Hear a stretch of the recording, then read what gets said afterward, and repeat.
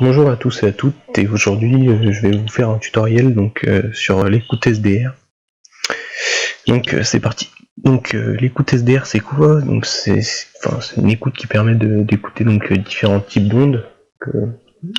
Là en particulier les ondes radio, les ondes des talkie-walkie, et les ondes aéronautiques, mais vous avez beaucoup plus d'ondes que ça, mais c'est vous qui verrez.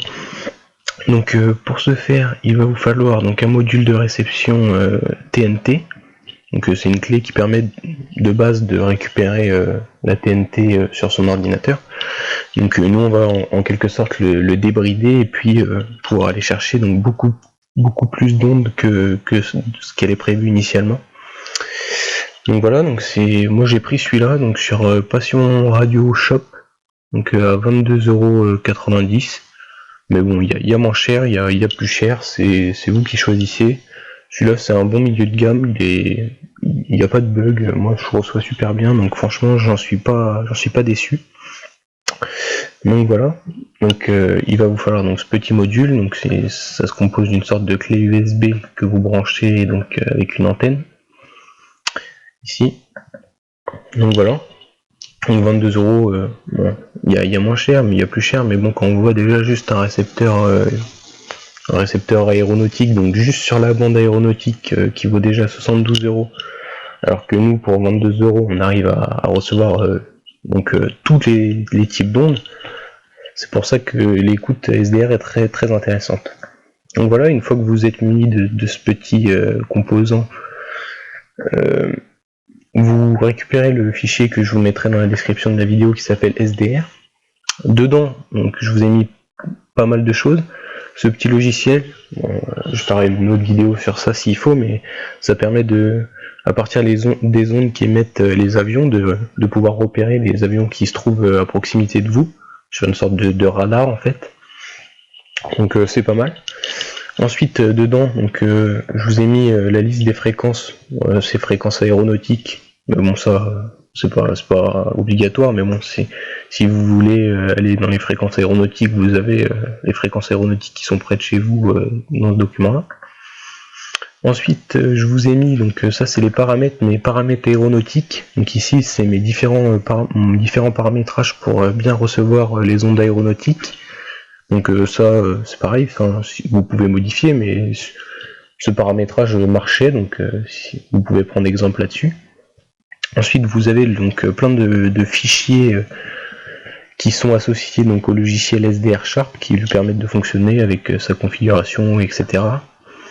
Et puis en bas, vous avez Zadig. Zadig, c'est l'installateur de drivers pour que justement vous puissiez utiliser votre clé TNT avec le logiciel SDR Sharp. Il faut que vous installiez des drivers spécifiques que je vous montrerai à la fin de la vidéo.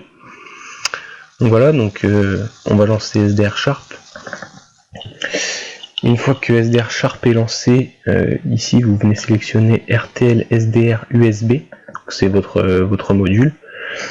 Ensuite, une fois que vous l'avez connecté, installez les drivers correctement, chose qui n'a pas été faite visiblement parce que je l'ai mis dans le mauvais port. Donc attendez, je vais le refaire.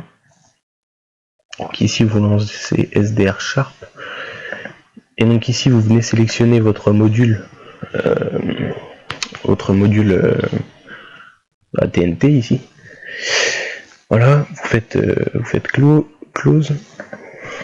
Une fois que vous avez fait ça, c'est très simple. Ici vous pouvez régler on va mettre play, ce sera plus simple pour comprendre. Le ballon donné à Johnny Kovu qui emmène ce ballon à Lille, être présent avec un ballon en face des perches, Brock James qui retrouve à l'intérieur. Donc ici vous avez les différentes bandes. Voilà, ici vous avez les différentes radios, donc vous pouvez aller plus loin, vous allez trouver les autres. Voilà, vous en avez à peu près partout. Là vous en avez une, là vous en avez une autre. Donc en fait vous vous baladez sur le spectre et puis vous pouvez sélectionner les différentes radios. Donc là vous pouvez voir il y a différents types de réception. Donc là je me suis mis en Wave FM pour capter les radios standards. Mais si vous voulez aller dans les fréquences aéronautiques, vous vous mettez sur modulation d'amplitude là, AM, et puis vous pouvez aller sélectionner les bandes ici, à partir de là, ici, donc, vous pouvez aller chercher donc les fréquences aéronautiques. Vous pouvez même aller plus loin, vous pouvez aller dans le gigahertz. Hein. Bon, j'ai jamais expérimenté, mais moi j'ai juste fait aéronautique, mais ça marche plutôt bien.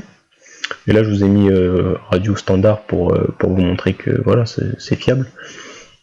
Donc une fois que ça c'est fait, voilà.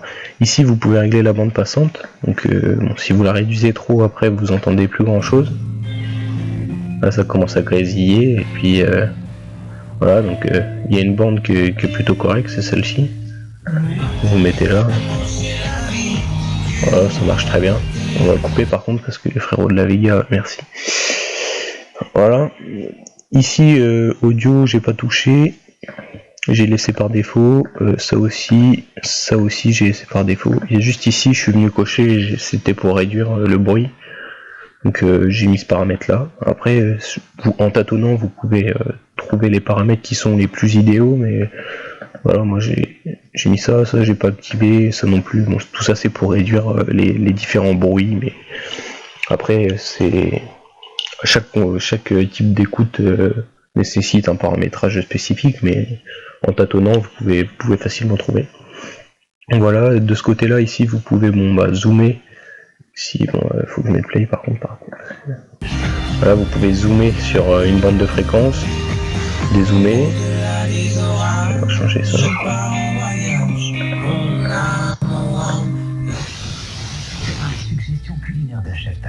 Voilà. Ça. Donc voilà, vous captez vraiment tout. Ici, vous pouvez régler le contraste. Plus une fréquence est forte, plus elle sera de couleur foncée. Bon. Là, c'est pas mal parce que vous voyez le jaune et le bleu. C'est pas mal. Ici, c'est pour régler le niveau, et puis l'offset, c'est pareil, régler l'ordonnée. Mais ça, c'est pas intéressant. Enfin, c'est intéressant, mais voilà, c'est à vous de les régler. Puis voilà. Donc voilà un peu pour ce qui en est de SDR Sharp. Donc maintenant on va passer à l'installation des pilotes. Une fois que vous recevez votre clé USB, il vous suffit donc de la rentrer dans le port USB et de cliquer sur Zadig ici. Donc je vais le refaire avec vous. Vous rentrez dans le port USB, faites OK. Ici dans l'option, vous venez sélectionner List All Devices. Ici vous sélectionnez RTL 2838, enfin votre clé à vous, quoi. RTL. Voilà, ici donc là vous aurez différents types de drivers, vous sélectionnez Windows USB. Une fois que c'est fait, vous faites install driver. Donc là il va vous installer les drivers. Et ensuite, une fois que ça c'est fait, vous n'avez plus qu'à aller chercher le petit fichier de commande qui s'appelle install RTL SDR. Vous l'exécutez et à partir de ce moment-là, il va configurer pour le logiciel SDR Sharp votre clé, et puis après, dès que vous lancerez SDR Sharp, il vous le détectera automatiquement. Une fois que vous aurez fait ces deux étapes-ci, il vous détectera automatiquement ici dans générique, dans Device, ici vous le trouvera. Pensez surtout à bien mettre ici RTL SDR USB, puis ensuite vous venez sélectionner votre module USB ici. Voilà, j'espère que cette vidéo aura été assez claire. C'est vraiment très intéressant. Vous pouvez vraiment aller sur des bandes de fréquences très larges, et donc vraiment aller dans les hautes fréquences, c'est vraiment très intéressant. Vous pouvez vraiment capter pas mal de choses. Donc voilà, j'espère que ça vous aura aidé, et puis à bientôt.